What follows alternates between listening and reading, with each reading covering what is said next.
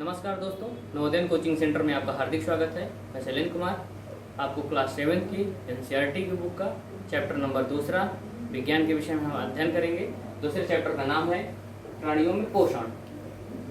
पोषण की बात है, आपको हम पहले चैप्टर में पढ़ा ही चुके हैं कि प्रकाश संश्लेषण के द्वारा पौधे अपना भोजन बनाते हैं, और इसके बाद हम प्राणियों के बारे में इसमें अध्ययन करेंगे। इस चैप्टर में इस चैप्टर के बाद आएगी प्राणी मतलब जीव जंतु कैसे अपना भोजन ग्रहण करते हैं, कैसे उनमें पाचन होता है, उनकी पाचन की क्या क्रिया होती है, वो सब बातों का उल्लेख है। इसमें सबसे पहली बात यही कि प्राणियों की बात है कि सभी प्राणी भोजन ग्रहण करने की जो है उनके तरीके अलग अलग हैं। जैसे कि उदाहरण के रूप में समझेंगे कि इसमें जो है मनुष्य के बाद अभी बताते हैं, पहले इसमें देख लेते हैं जैसे खाद्य अंतर ग्रहण की विभिन्न विधियां हैं। जैसे हम मधुमक्खी के ले लें और हमिंग बर्ड को ले लें, तो ये क्या होता है, मकरंद का रस चूसते हैं, फूलों के रस होते हैं, वो सब कुछ चूसते रहते हैं, जिससे वो अपना उसी को भोजन के रूप में यूज करते हैं। दूसरा है जैसे अजगर को ले लेते हैं। अजगर क्या करते हैं, अपने शिकार को, अपने भोजन को सीधे निगल लेता है। ये भी एक भोजन करने की प्रक्रिया वो। और इसके बाद अगर हम देखेंगे तो जंतु एवं मनुष्य के जो शिशु होते हैं, जो बच्चे होते हैं, छोटे बच्चे होते हैं, उनका भोजन के रूप में शुरुआत में वो माँ का दूध ही पीते हैं, वही उनका भोजन का रूप होता है। इसके बाद और ले लेंगे तो स्टारफिश की बात करते हैं। स्टारफिश क्या करते हैं, जो कैल्शियम कार्बोनेट के जो कठोर कवच वाले जीव होते हैं, उनको जो है उसको अपना आहार बनाता है। कौन? स्टारफिश। स्टारफिश की बात करेंगे तो एकदम स्टार जैसे ही रहता है,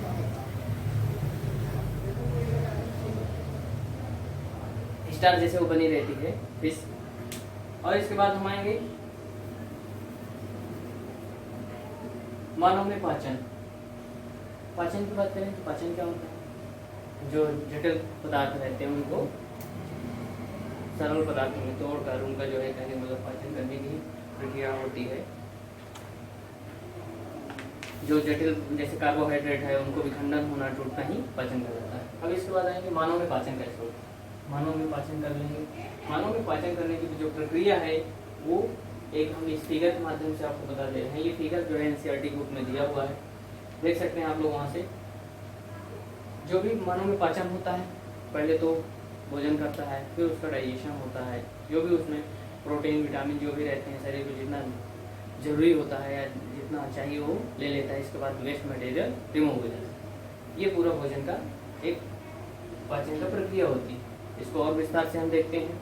भोजन हम यहाँ मुख से लेते हैं, इसको मुख गुहिका कहते हैं, और एक लाल ग्रंथि है मुख गुहिका के नीचे, ये लाला ग्रंथि। लाला ग्रंथि क्या होती है, ऐसी ग्रंथियाँ जो कि खाना खाते समय एक लार निकलती है, जिनसे वो जो है लार क्या करते हैं, उसको भोजन पचाने में सहायता करते हैं।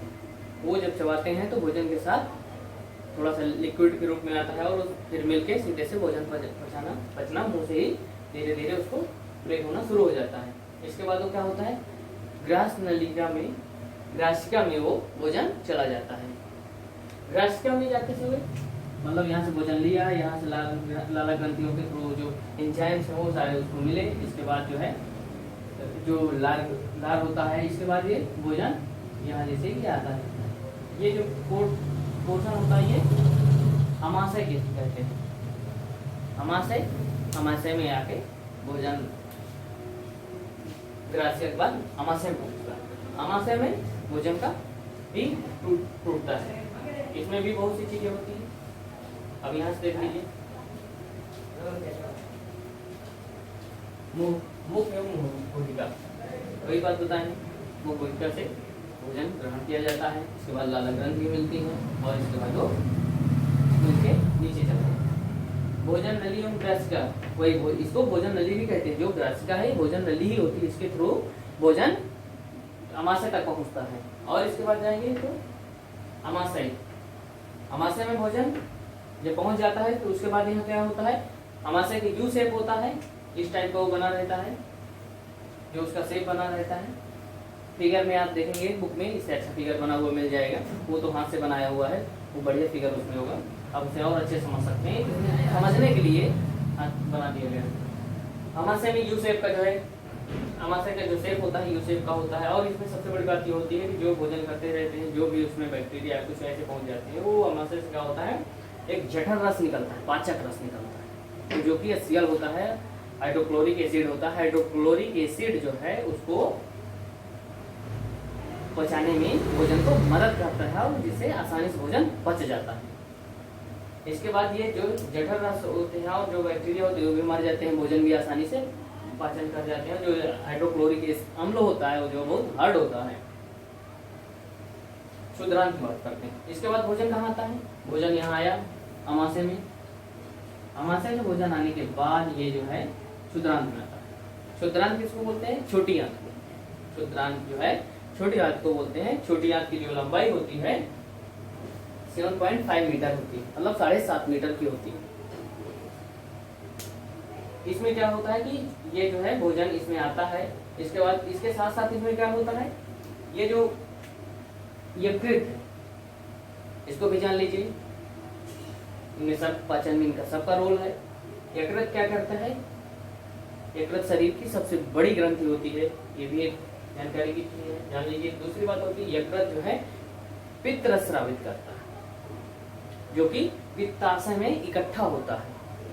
फिर पित्ताशय से क्या होता है, यकृत है, पित्त रस स्रावित किया, पित्ताशय में आया, पित्ताशय के थ्रू जो रस इसको चाहिए किसमें, क्षुद्रांत, छोटी आंत, छोटी आंत में जो भी रस चाहिए वो छोटी आंत में जितना जरूरत होती है वो आता है। उसको वो क्या करता है, पित्त रस की बात भी आती है। पित्त रस क्या करता है, पित्त रस आएंगे तो पित्त रस जो होता है वो वसा का पाचन करता है। वसा, वसा आपको हम कल बता दिए हैं, जो भी आयली चीजें होती हैं जैसे तेल है, घी है, ये सब वसा में आएंगे। तो ये जो है क्या होता है, इसको यकृत के थ्रू जो पित्त रस निकलता है, पित्त रस ही जो है वसा का पाचन करता है। इसके बाद आते हैं, यकृत को बता दिए हैं, फिर से जान लीजिए सबसे बड़ी ग्रंथि होती है पूरे शरीर में। इसके बाद अग्न्याशय के यहाँ क्या जो है रोल होता है वो भी जान लीजिए। अग्न्याशय, अग्न्याशय से भी रस निकलते हैं, अग्न्याशयी रस, जो कि क्या करता है, प्रोटीन और कार्बोहाइड्रेट को ब्रेक करने में या पाचन करने में सहायता करता है। जो ये जो है क्षुद्रांत में ये कौन कौन से, अग्न्याशयी रस जो होता है, अग्न्याशय रस जो होता है वो जो है, और जो यकृत से पित्त रस निकलता है, ये दोनों जो है किसमें मिल जाते हैं, आमाशय से आने के बाद रस, ये अग्न्याशयी रस और ये पित्त रस दोनों मिलते हैं, जिससे कि ये प्रोटीन का, कार्बोहाइड्रेट का, वसा का पूरा पाचन हो पाता है। ये पहुंच जाते हैं कहाँ पे, क्षुद्रांत में, छोटी आंत में। छोटी आंत की बात करेंगे आप, उसमें देख लीजिए क्या होता है, ये क्षुद्रांत 11 नंबर में ये है। क्षुद्रांत में अवशोषण, ये हेडिंग आपको मिल जाएगी।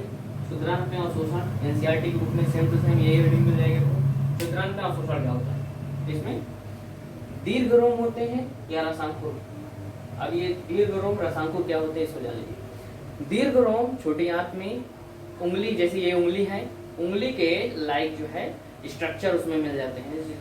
वो क्या करते हैं, भोजन आता है, जैसे छोटी आंत है, छोटी आंत में ऐसे ऐसे फिंगर रहते हैं, उन फिंगर लाइक जो स्ट्रक्चर होते हैं, उन स्ट्रक्चर में जो भी क्या होता है, जो भी रक्त वाहिनियां होती हैं पतली पतली, वो उसमें उसके अंदर सब रहती हैं।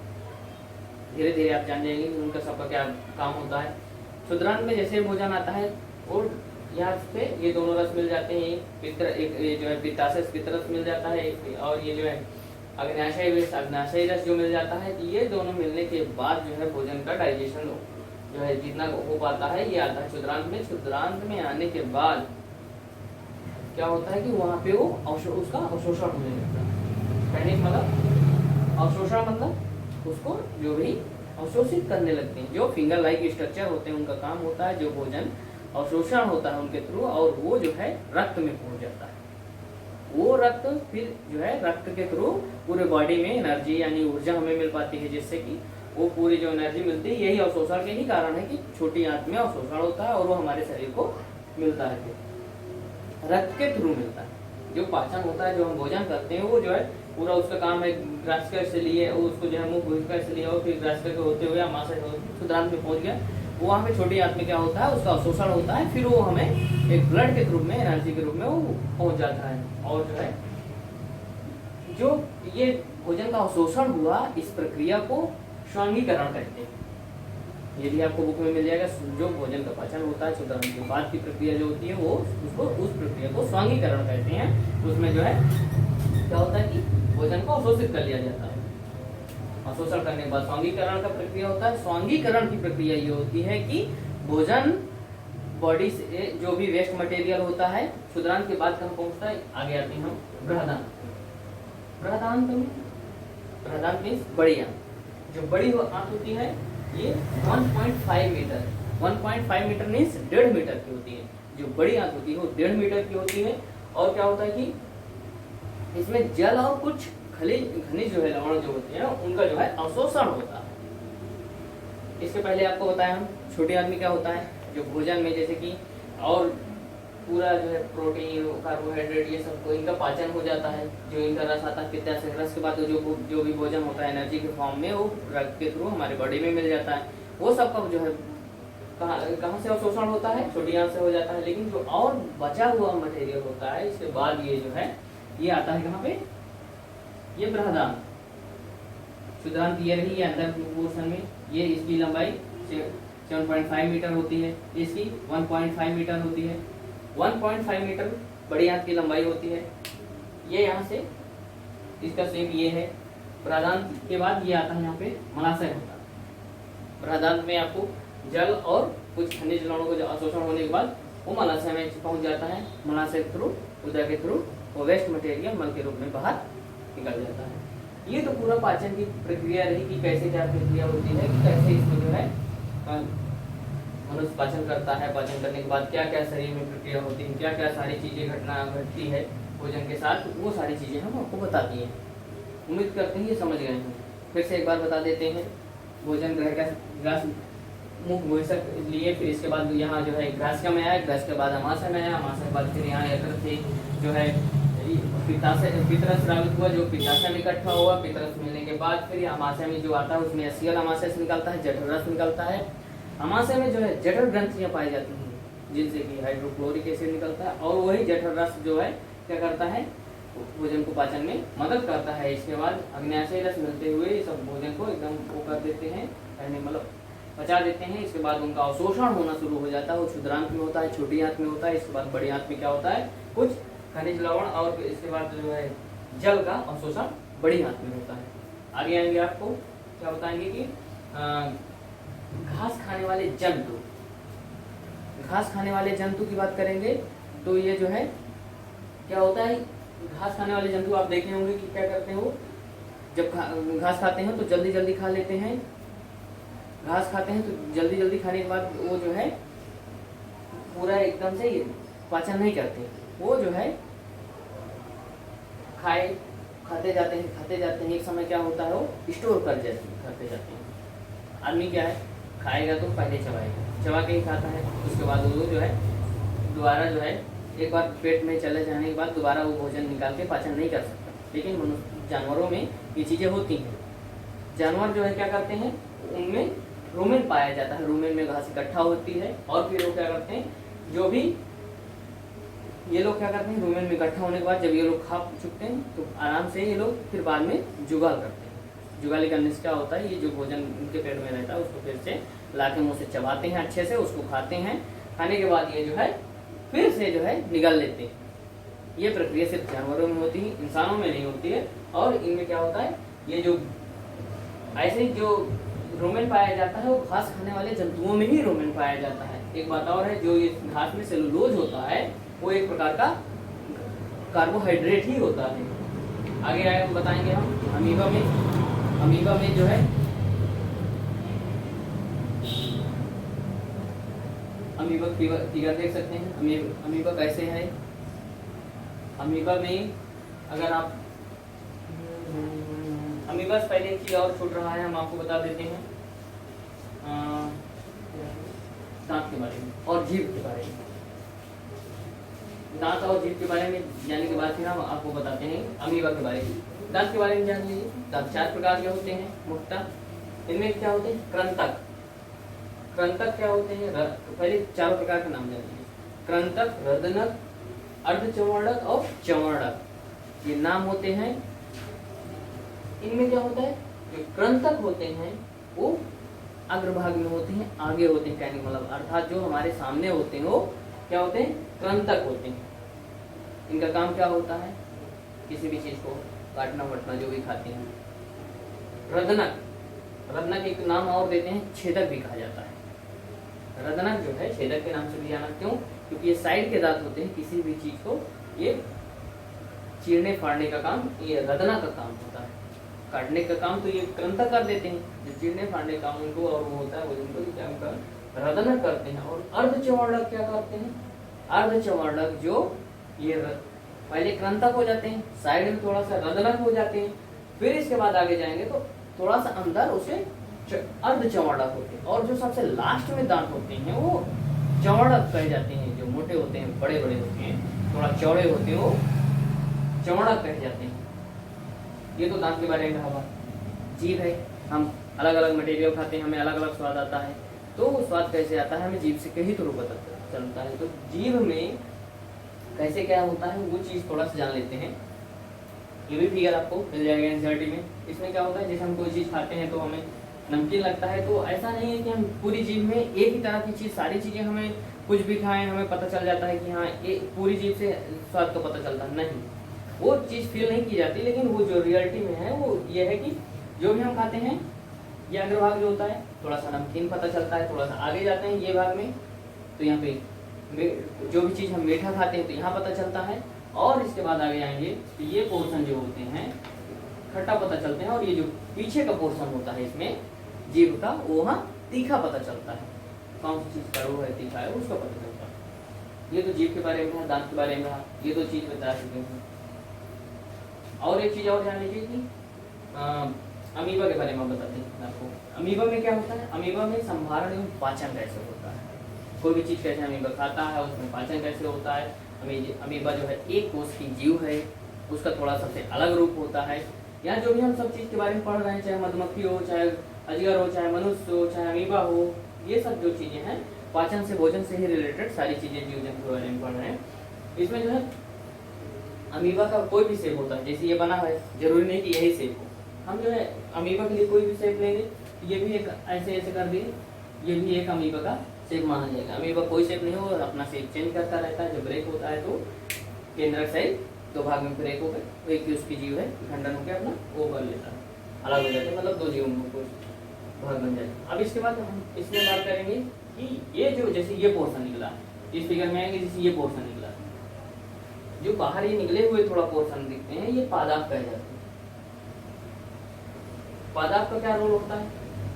पादाप उसे मूवी में गति करता है, और दूसरी बात जो भोजन होता है उसको अंतर्ग्रहण करने में मदद करता है। और ये क्या है, जैसे ये खाद्य कणिका है, मतलब कोई उसके खाने योग्य चीज है तो उसके खाएगा तो क्या होगा कि यहाँ पे पादाप में वो चीज आ जाती है, फंस जाती है। फिर ये जो खाद्य धनिया होती है इसमें इसका पाचन होता है। खाद्य धनियों में जो भी चीजें अगर नहीं, जो उसके जरूरत जितना भी जरूरत होती है, जो भी चीजें वो पाचन करके इसके बाद वो इसके थ्रू यहाँ से बहुअपेक्षित जो अपशिष्ट होते हैं उनको रिमूव कर देते हैं। ये तो अमीबा का पूरा आपको स्ट्रक्चर हम बता दिए, अमीबा ऐसे होता है, और अमीबा में केंद्रक होता है। बस ये सारी चीजें रही अमीबा के बारे में। और पोषण के बारे में बात करेंगे, पोषण एक जटिल प्रक्रिया होती है, उसमें पहले सबसे बड़ी बात क्या होती है, अंतर्ग्रहण होता है। कोई भी चीज होगी पहले खाई जाएगी, फिर उसका पाचन होगा, पाचन होने के बाद उसका अवशोषण होगा, अवशोषण होने के बाद फिर स्वांगीकरण होता है, वो बॉडी में अवशोषित कर ली जाती है, अवशोषित करने के बाद पूरे बॉडी में भेज दी जाती है, और जो भी वेस्ट मटेरियल होता है उनको बॉडी के थ्रू रिमूव कर दिया जाता है, मतलब निकाल दिया जाता है, निकल जाता है। ये तो रही प्राणियों में पोषण की पूरा प्रक्रिया। उम्मीद करते हैं आपको ये सारी चीजें समझ में आ गई होंगी, तो अच्छे से आप लोग इसको समझ गए होंगे। उम्मीद करते हैं ये वीडियो जो है आपको अच्छा लगा होगा। और जो है आप एक काम करिएगा, जो भी पढ़ने वाले बच्चे हैं जहाँ तक हो सके हमारे वीडियो को वहाँ तक शेयर करिए प्लीज़। हमारे चैनल को सब्सक्राइब करिए, लाइक करिए और शेयर करिए। Thank you.